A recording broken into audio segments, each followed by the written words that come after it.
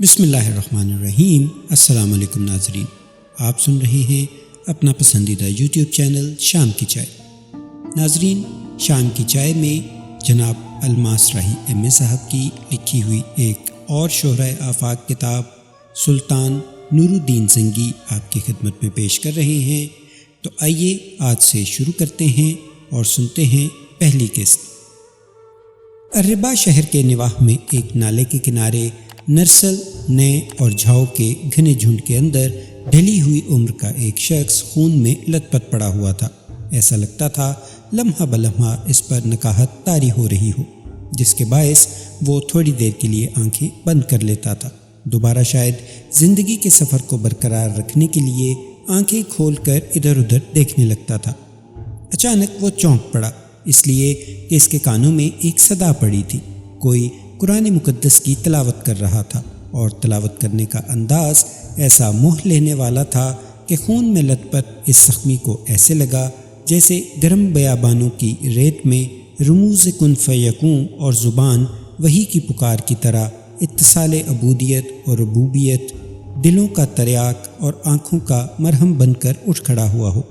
سرکنڈوں کے جھنڈ میں پڑا وہ زخمی نصرانی لگتا تھا، اس لیے کہ اس کے گلے میں سنہری سلیب لٹک رہی تھی۔ اس آواز پر چونکا تھا۔ آواز لمحہ بھر کے لیے خاموش رہی۔ بوڑھا بے چین ہو گیا۔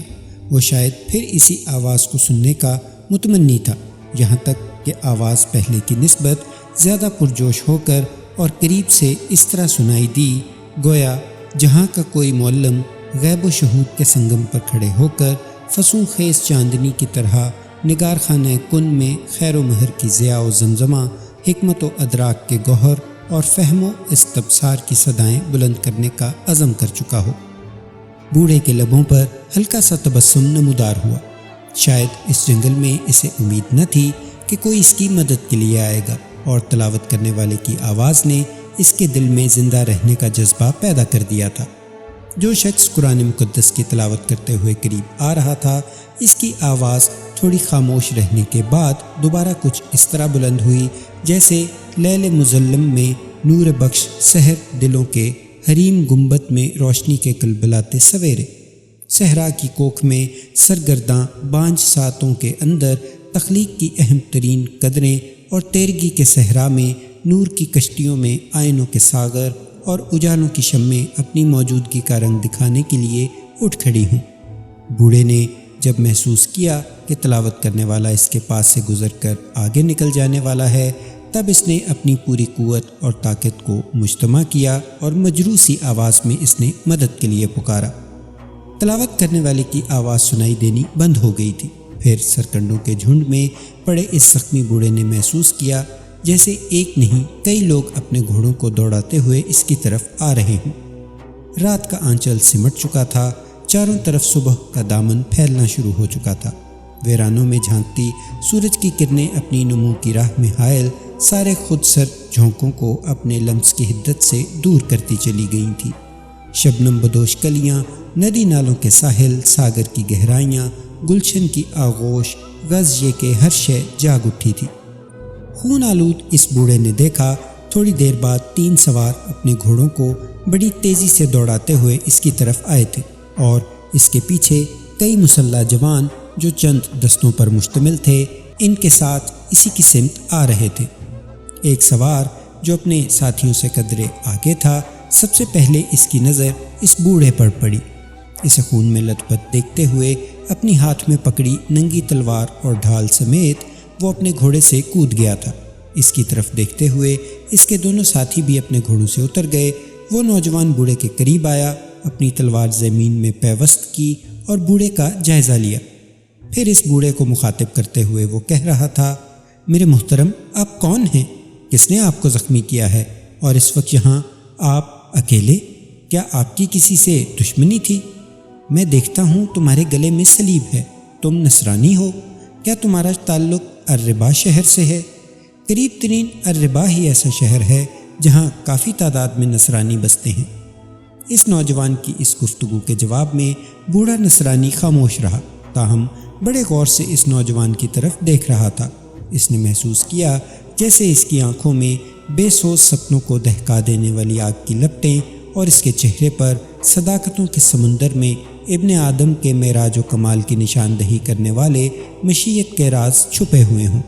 اس کی جسمانی ساخت، اس کی آنکھوں کے تجسس، اس کے چہرے کے تاثرات سے بوڑھا محسوس کر رہا تھا، جیسے وہ نوجوان سنگلاخوں کو آئینوں، ظلمتوں کو روشنی کے حالوں، ذروں کو صحرا کی وسعتوں، شبنم کو بے کراں ساگر، لالا و گل کو برق تپاں، خارزاروں کو تاکستانوں، راہوں کے غبار کو کہکشاؤں اور برفانی تودوں تک کو شعلوں میں تبدیل کرنے کے لیے پیدا کیا گیا ہو۔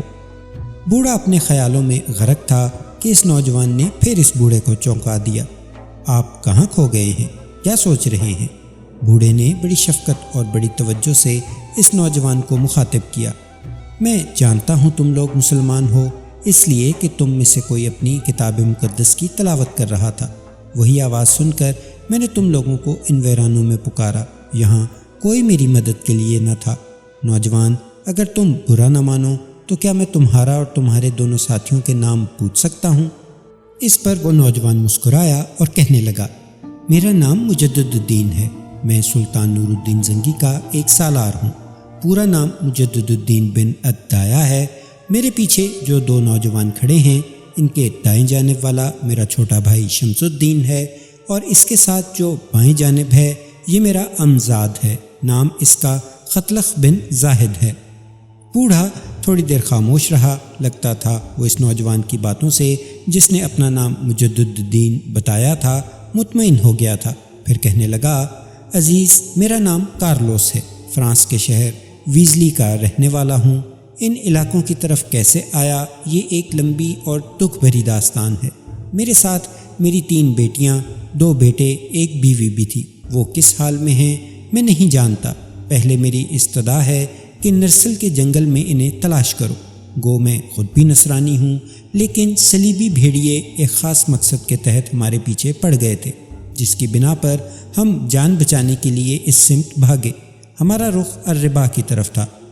اجنبی ہونے کے باعث راستوں سے بھٹک گئے۔ میں تم لوگوں کو اپنی پوری داستان بعد میں سناؤں گا۔ پہلے میری تم لوگوں سے کائنات کے خدا اور تمہارے رسول کے واسطے سے استدعا ہے کہ میرے پیچھے جو یہ جنگل پھیلا ہوا ہے، اس میں میرے 2 بیٹوں، 3 بیٹیوں اور میری بیوی کو تلاش کر دو۔ وہ یہیں کہیں ہوں گے۔ تم لوگوں کی آمد سے تھوڑی دیر پہلے تک تعقب کرنے والے صلیبی بھیڑیے سرکنڈوں کے اس جنگل میں ہمیں تلاش کرتے پھرتے رہے ہیں۔ پھر نہ جانے انہوں نے اندھیرے میں کیسی آوازیں سنی کہ وہ ایک طرف سمٹ گئے۔ یہ جو سامنے نالا بہہ رہا ہے، بالکل تھوڑی دیر پہلے ناکام تلاش کے بعد وہ اس نالے کو عبور کر کے گئے ہیں۔ میرے خیال میں انہوں نے ابھی تک میل 1.5 میل سے زیادہ فاصلہ طے نہ کیا ہوگا۔ وہ تعداد میں 10 کے قریب ہیں۔ اس پر مجدد الدین بن الدایا ایک دم تبدیل ہو گیا تھا۔ اس کی چھاتی تن گئی تھی، چہرے پر غیظ و غضب کی پرچھائیاں اپنے سائے لہرا گئی تھی۔ پھر وہ ایک دم اٹھ کھڑا ہوا اور اپنے پیچھے کھڑے اپنے سگے چھوٹے بھائی شمس الدین اور اپنے امزاد خطلخ بن زاہد کو مخاطب کر کے وہ کہہ رہا تھا، میرے عزیز بھائیوں، میں لشکریوں کا ایک دستہ لے کر انہیں زخمی کرنے والے لوگوں کے تعاقب میں نکلتا ہوں۔ تم دونوں بھائی باقی سارے لشکریوں کے ساتھ سرکنڈوں کے اس جھنڈ میں پھیل جاؤ اور اس کے اہل خانہ کو تلاش کرنے کی کوشش کرو، ساتھ ہی اس کے زخم صاف کر کے اس کی مرہم پٹی کا بھی سامان کرو۔ اس کے ساتھ ہی مجدد الدین اٹھ کھڑا ہوا اور اپنے گھوڑے پر سوار ہوا، کچھ لشکریوں کو اپنے ساتھ لیا۔ پھر وہ ان کے ساتھ نالے کو عبور کرنے کے بعد بڑی برق رفتاری سے مغرب کا رخ کر رہا تھا۔ کچھ دیر تک اپنے گھوڑوں کو سرپٹ دوڑانے کے بعد مجدد الدین نے اپنے ساتھیوں کے ساتھ ان مسلح 10 صلیبیوں کو جا لیا، جن کی نشاندہی بوڑھے کارلوس نے کی تھی۔ ان کے بالکل قریب جا کر مجدد الدین اپنے ساتھیوں کے ساتھ ان کے دائیں طرف سے چھوٹا سا کاوا کاٹتے ہوئے ان کے آگے نکل گیا۔ پھر ایک مناسب جگہ وہ ان کی راہ روک کر کھڑا ہوا۔ وہ صلیبی جنگجو تعداد میں واقعی 10 تھے۔ مجدد الدین نے جب اپنے ساتھیوں کے ساتھ ان کی راہ روکی، تب ان میں سے ایک شاید جو ان کا سرخیل تھا، مجدد الدین کو مخاطب کرتے ہوئے کہنے لگا، تمہاری حالت سے لگتا ہے کہ تم مسلمان ہو اور ہمارے درپے ہو۔ میں تمہیں تنبیہ کرتا ہوں کہ ہمیں ہماری منزل کی طرف نکل جانے دو۔ اگر تم لوگوں نے ہماری راہ روکی تو یاد رکھنا اپنے لیے رحم مادر سے تاریک سموں اور اندھیری لہد کی اداسی اور غمگینی کو آواز دو گے۔ اگر ہمارا کہا نہیں مانو گے تو یاد رکھنا ہماری نفرتوں، ہمارے غضب کو اور بڑھاؤ گے، اور پھر جب ہم تمہارے خلاف حرکت میں آئیں گے تو تمہیں بیکار اساطیر، قوانین و قواعد اور فرسودہ و قدیم رسموں اور کہنہ روایات کی طرح رونتے چلے جائیں گے۔ کہنے والا لمحہ بھر کے لیے رکا، پھر وہ دوبارہ کہہ رہا تھا، یاد رکھو ہم اپنے وطن سے دور پردیسی ہی سہی، مگر تمہاری ان سرزمینوں میں بھی سماوی نعمتیں، خدا کی برکتیں ہمارے ساتھ ہیں۔ ہم لوگ صلیبی نائٹ ہیں، ہم گھوڑوں کی ٹاپوں، عقابوں کی پھڑپھڑاہٹ اور درندوں کی درندگی میں پل کر جوان ہوتے ہیں۔ صلیبی نائٹوں کا وہ سربراہ جب خاموش ہوا تو مجدد الدین نے اسے انتہائی غصے اور ہولناکی میں مخاطب کیا۔ تہذیب، نفس اور شرافت انسانی کو خرافات کی اپنی زنجیروں میں جکڑنے والوں، ہمارا تعلق اس قوم سے ہے جو چراغوں سے آندھیاں، ماتھے کی شکنوں سے انقلاب لاتے ہیں اور ہر قدم پر منزل کے سنگ میل پیدا کرنے کی جرت رکھتے ہیں، جس کے سجود والہانہ کے سامنے برق تپاں پناہ مانگے، جس کے رکوع بے قیام کے سامنے زمیں پر نصرت کے آسماں دست بدستہ کھڑے ہوں۔ اجنبی، تم دھوکے اور فریب میں ہو، ہماری تلوار کے ساز پر بجلیاں رقص کرتی ہیں، ہماری تکبیروں کی آواز پر زمزمے چونک اٹھتے ہیں۔ ہم جب اپنے دشمنوں کے خلاف حرکت میں آتے ہیں تو یاد رکھنا آندھیاں اپنے دوش پر دیے جلاتی ہیں، ظلمت اپنے شانوں پر کرنیں اٹھاتی ہے۔ ہم اپنی تہذیب و تمدن کے پرتو سے اندھے تاریک اوتاقوں میں سما روشن کرنے کی ہمت اور ہنر مندی بھی رکھتے ہیں۔ شرافت، نفس، انسان دوستی، رحم اور عدل اور انصاف سے بے بہرا بھیڑیو، اگر تم لوگ یہ خیال کرتے ہو کہ ہم سے بچ جاؤ گے تو یہ تمہاری بھول اور خود فریبی ہے۔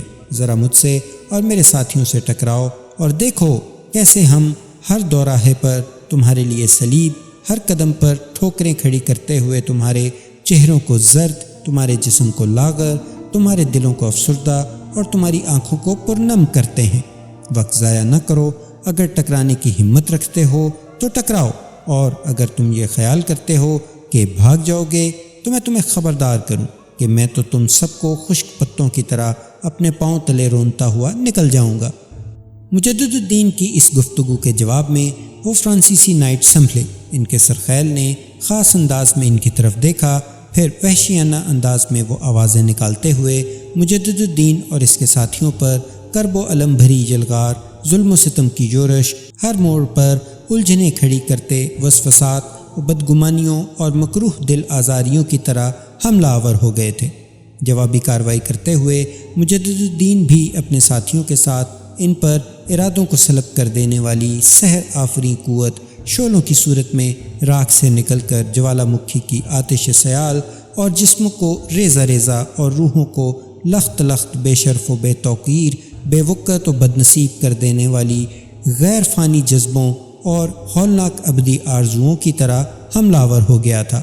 تھوڑی ہی دیر کے ٹکراؤ کے نتیجے میں مجدد الدین نے اپنے ساتھیوں کے ساتھ ان فرانسیسی نائٹوں کی آدھی تعداد کم کر دی تھی، جس کے نتیجے میں ان کی حالت بڑی تیزی سے آندھیوں میں سلگتے دیوں، اپنے مضراب سے ٹوٹتے وقت کے سازوں، زوال و فنا کا شکار، غم گزیدہ قلب دریدہ تاریکیوں کے لبادوں سے بھی بدتر ہونا شروع ہو گئی تھی۔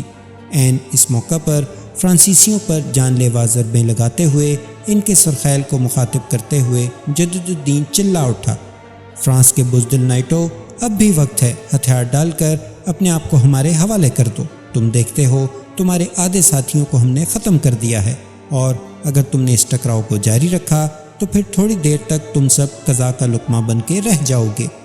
مجدد الدین کے ان دھمکی آمیز الفاظ کا خاطر خواہ اثر ہوا۔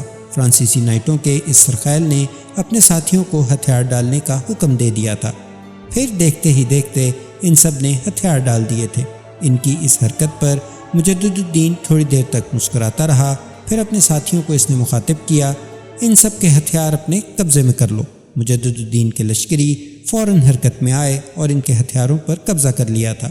پھر فرانسیسی نائٹوں کے اس سرخیل کے سامنے مجدد الدین آیا اور اسے مخاطب کر کے کہنے لگا، سن ابلیس گزیدہ انسان، اس ٹکراؤ سے پہلے تیری میرے خلاف زبان صحرائی بگولوں میں رقصاں خناس کے وسوسوں کی طرح چلتی تھی۔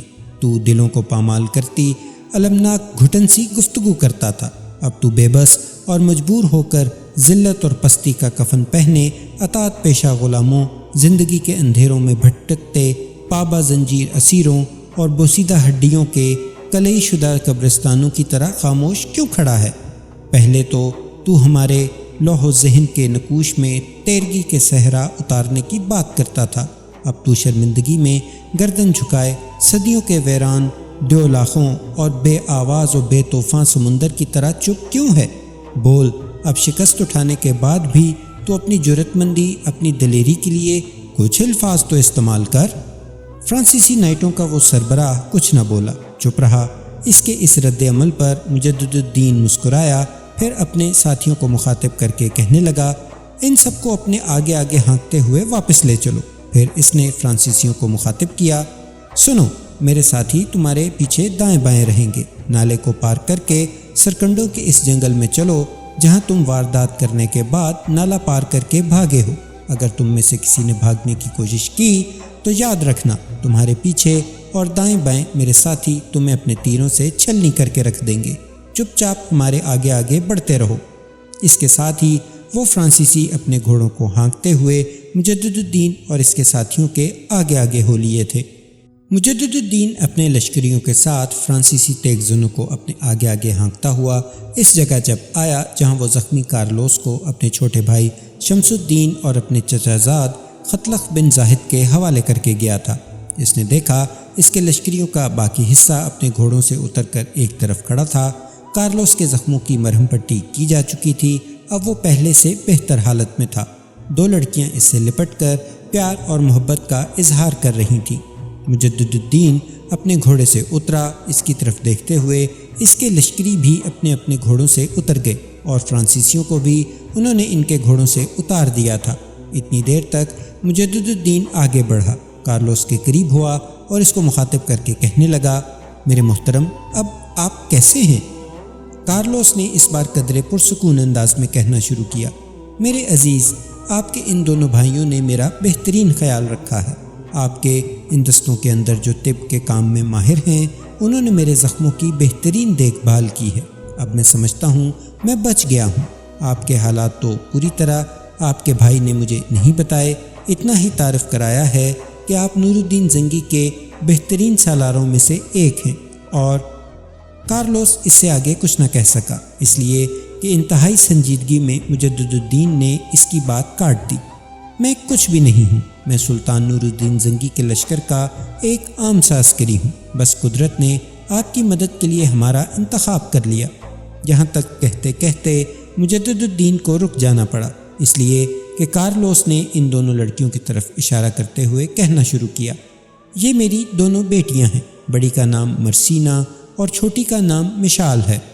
مجدد الدین نے صرف لمحہ بھر کے لیے ان دونوں لڑکیوں کی طرف نگاہ کی۔ اس نے دیکھا مرسینہ ایسی خوبصورت تھی جیسے زیب و زینت دنیا مجسم کر کے بزم طرب میں لا کھڑی کی گئی ہو۔ وہ نغمات کے دھاروں، نغمہ و آتش کے سنگم جیسی حسین، وقت کے سیلاب میں ملکوتی پھبن جیسی پرجمال تھی۔ اس کے خد و خال کی رانائی، اس کے اعضاء کی موزونیت، اس کے شبنم کی سی لطافت اسے ایک قیامت بنائے ہوئی تھی۔ اس کے گلنار احمر لب سیمی آرز، لچکتی خم کھاتی کمر، نازک سجیلے ہاتھ، تیکھی نوکیلی انگلیاں، بلور سے تراشا بدن، باریک ریشمی بال اسے ایک قیامت بنائے ہوئے تھے۔ اس کا رخ گلگوں، دہکتے لب، مرمر کے پیکر بازو، اس کا شفاف تن کمال قدرت کی صنائی پیش کر رہے تھے۔ دونوں لڑکیاں بھی مجدد الدین کی طرف دیکھ رہی تھیں۔ اس موقع پر مرسینہ کی گھمبیر پرسرار دراز سرمئی پلکوں کے اندر حجاب و عصمت اور عفت کے تاثرات تھے۔ پھر دونوں بہنیں اپنی جگہ پر اٹھ کھڑی ہوئیں۔ مرسینہ آگے اور مشال اس سے پیچھے تھی۔ مرسینہ نے ایک سحر آفری نگاہ مجدد الدین پر ڈالی، پھر اس کے ریشم کے سے ہونٹ کھلے، طلسماتی جھنکار سی آواز میں اس نے مجدد الدین کو مخاطب کیا، امیر، میں اور میری چھوٹی بہن، میرا باپ، سبھی آپ کے ممنون اور شکر گزار ہیں کہ آپ نے ہماری حفاظت کا سامان کیا۔ جب مرسینہ مجدد الدین سے مخاطب ہوئی تب اس نے پھر ایک نگاہ اس پر اور اس کی چھوٹی بہن پر ڈالی۔ پھر اس نے دیکھا مرسینہ عمر کے اس حصے میں تھی جہاں اٹھتی شوخ جوانی اور رخصت ہوتی طفلی ملتے ہیں اور کفر سامہ شباب اپنا رنگ جمانا شروع کر دیتا ہے۔ وہ بلوغ کی دہلیز پر قدم رکھ چکی تھی۔ نسوانیت کی اولین کرنیں اس کے چہرے اور اس کی شخصیت کے علاؤ کو خوب روشن کرنے کے درپے تھے، جبکہ چھوٹی بہن مشال ابھی اپنے بچپنے کی آخری حدود طے کر رہی تھی، تاہم وہ اپنی بہن مرسینہ سے بھی کہیں زیادہ خوبصورت اور حسین تھی۔ مجدد الدین نے ایک نگاہ ان پر ڈالنے کے بعد اپنی نگاہیں جھکا لی، زمین کی طرف دیکھنے لگا، پھر ان کی طرف دیکھے بغیر وہ کہہ رہا تھا، میں نے کچھ بھی نہیں کیا۔ اور یہاں تک کہتے کہتے مجدد الدین کو رک جانا پڑا، کیونکہ اس کا چھوٹا بھائی شمس الدین اور امزاد ختلق بن زاہد دونوں اس کے قریب آ گئے تھے۔ پھر ختلق بن زاہد اپنا منہ مجدد الدین کے کان کے قریب لے گیا اور کہنے لگا، بھائی آپ کے جانے کے بعد ہم نے انہیں تلاش کیا، یہ جو دونوں لڑکیاں ہیں سرکنڈوں کے ایک گہرے جھنڈ کے اندر کسی نے گڑھا کھود رکھا تھا، وہاں کچھ کٹے ہوئے نرسل پڑے تھے، یہ اس گڑھے میں گھس گئی تھیں اور اوپر انہوں نے وہ خشک نرسل ڈال لیے تھے، اپنے آپ کو انہوں نے محفوظ کر لیا تھا۔ ان کو تو ہم وہاں سے نکال کر یہاں لے آئے، ہم جنگل میں آوازیں دیتے رہے، پہلے یہ اس گڑھے سے نہیں نکلیں۔ جب ہم نے انہیں یقین دلا دیا کہ ہم صلیبی بھیڑیے نہیں ہیں اور انہی علاقوں کے مسلمان ہیں اور الربا کا رخ کر رہے ہیں، اور یہ کہ ان کے زخمی باپ کی بھی ہم نے دیکھ بھال کر دی ہے، تب یہ ہمت کر کے دونوں گڑھے سے باہر آ گئیں اور ہم انہیں یہاں لے آئے۔ ان کے باپ کے پاس بٹھانے کے بعد ہم نے ان کے گھر کے دوسرے افراد اور لواحقین کی تلاش شروع کی، اور سب سے افسوسناک بات یہ ہے کہ ان کے 2 بھائی، ایک بہن اور ماں کو قتل کر دیا گیا ہے۔ ان کی لاشیں ہم ابھی تک ان کے سامنے نہیں لائے۔ ان دونوں لڑکیوں کو ابھی تک نہیں بتایا گیا کہ ان کے دونوں بھائیوں، بہن اور ماں کو ان صلیبی جنگجوؤں نے موت کے گھاٹ اتار دیا ہے، تاہم یہ اطلاع ہم نے کارلوس کو کر دی ہے۔ کارلوس کہنے لگا کہ ابھی تک میری بیٹیوں کو ماں، بھائیوں اور بہن کے قتل کی اطلاع نہ کریں، پہلے میری مرم پٹی ہو لے، میں کچھ سنبھل جاؤں تو انہیں اطلاع کر دیں گے، کم از کم انہیں یہ تو یقین ہو جائے گا کہ ان کا باپ زندہ ہے، اس طرح یہ مرنے والوں کا غم برداشت کر جائیں گی۔ اب جیسا آپ کہتے ہیں ویسا ہی کریں گے۔ ختلق بن زاہد کے ان الفاظ پر مجدد الدین کے چہرے پر دکھ اور پریشانی کے آثار نمودار ہوئے تھے۔ پھر وہ فرانسیسی ٹیمپلروں کے سرخیل کی طرف متوجہ ہوا، اس کے سامنے کھڑے ہو کر تھوڑی دیر تک بڑے غصے اور غضب سے اسے دیکھتا رہا، پھر اچانک اس کے چہرے پر تماچوں اور جسم پر گھونسوں کی بارش کر دی۔ وہ معافی مانگتے رہے، پر مجدد الدین نے اسے نہیں چھوڑا، اس پر پاؤں کی ٹھوکروں کی بارش کر دی تھی۔ پھر وہ انتہائی غصے اور غضبناکی میں دھاڑا، شیطان کے گماشتے، تو نے اس بے بس بوڑھے اور ان 2 معصوم لڑکیوں کی ماں، 2 بھائیوں اور ایک بہن کو کیوں قتل کیا؟ مجدد الدین کی اس آواز پر مرسینہ اور مشال دونوں نے اپنے کانوں میں انگلیاں دے لی، چیخنے چلانے لگی تھیں، روتی بین کرتی، دھاڑے مارتی ہوئی وہ اپنے باپ سے لپٹ کر پھوٹ پھوٹ کر رو دی تھی۔ مجدد الدین کچھ دیر تک اس فرانسیسی کو مارتا پیٹتا رہا، پھر اس کو بالوں سے پکڑ کر کھڑا کیا۔ اتنی دیر تک کارلوس نے اپنی دونوں بچیوں کو سنبھالا دیتے ہوئے انہیں چپ کرا دیا تھا۔ پھر مجدد الدین کارلوس کے پاس آیا اور اسے مخاطب کر کے کہنے لگا، اب جب کہ آپ کی دونوں بیٹیوں کو بھی خبر ہو چکی ہے کہ ان کی ماں، 2 بھائیوں اور بہن کو ان صلیبیوں نے قتل کر دیا ہے، تو میرے محترم، میں آپ ہی کو ان سارے فرانسیسی نائٹوں کا منصف مقرر کرتا ہوں۔ یہ آپ کے ہم مذہب ہیں، لہٰذا میرا خیال ہے کہ آپ ہی ان کا بہتر فیصلہ کر سکتے ہیں، اس لیے کہ یہ آپ ہی کے مجرم ہیں۔ کارلوس ہمت کر کے اٹھ کھڑا ہوا، ایک بھرپور نگاہ اس نے ان فرانسیسیوں پر ڈالی، پھر مجدد الدین کو مخاطب کر کے کہنے لگا، امیر، میری آپ سے گزارش ہے کہ ان سب کے سر تن سے جدا کر دیے جائیں۔ کارلوس کے ان الفاظ کے ساتھ ہی مجدد الدین نے اپنے چھوٹے بھائی شمس الدین کو سر ہلا کے مخصوص اشارہ کیا، جس پر وہ مسکراتے ہوئے سنبھل گیا۔ اپنے کچھ مسلح جوانوں کو وہ حرکت میں لایا، وہ ان سارے فرانسیسیوں کو سرکنڈوں کے ایک بڑے اور گھنے جھنڈ کے پیچھے لے گئے اور ان سب کا خاتمہ کر دیا گیا۔ جب ایسا ہو چکا تب مجدد الدین نے شمس الدین اور اپنے امزاد ابن زاہد کو اپنے قریب بلایا اور انہیں مخاطب کر کے کہنے لگا، اب یہ کہو کہ ان لڑکیوں کی ماں، بھائیوں اور بہن کی لاشیں تم نے کہاں رکھی ہیں؟ جواب میں ابن زاہد کہنے لگا، بھائی ان کی لاشیں یہاں سے بائیں جانب ہم نے ایک جگہ رکھ کر اوپر چادریں ڈال دی ہیں۔ اس پر مجدد الدین بڑے دکھ کا اظہار کرتے ہوئے کہنے لگا، تم دونوں بھائی ایسا کرو، اپنے کچھ لشکریوں کو اپنے ساتھ لے جاؤ، یہ مرنے والوں کے بہت سے گھوڑے ہیں، ان لاشوں کو ان گھوڑوں پر رسیوں کے ساتھ باندھ دو، پھر یہاں سے کوچ کریں۔ اس پر شمس الدین نے پھر مجدد الدین کو مخاطب کیا، بھائی اس کارلوس اور دونوں لڑکیوں کا کیا کریں گے؟ ان کو فی الحال بھول جاؤ، جو میں نے کہا ہے وہ کرو۔ کارلوس کی گفتگو سے میں نے اندازہ لگایا ہے کہ یہ اپنے اہل خانہ کے ساتھ الربا کا رخ کر رہا تھا، شاید وہاں کسی کے ہاں یہ پناہ لینا چاہتا تھا۔ یہ اس سمت کیوں آیا؟ فرانسیسی نائٹوں نے کیوں اس کا تعاقب کیا؟ کیوں اس کے اہل خانہ کا تعاقب کیا؟ یہ ساری تفصیل تو اس سے بعد میں پوچھیں گے، پہلے جس طرح میں نے کہا ہے اسی طرح کرو تاکہ یہاں سے کوچ کریں۔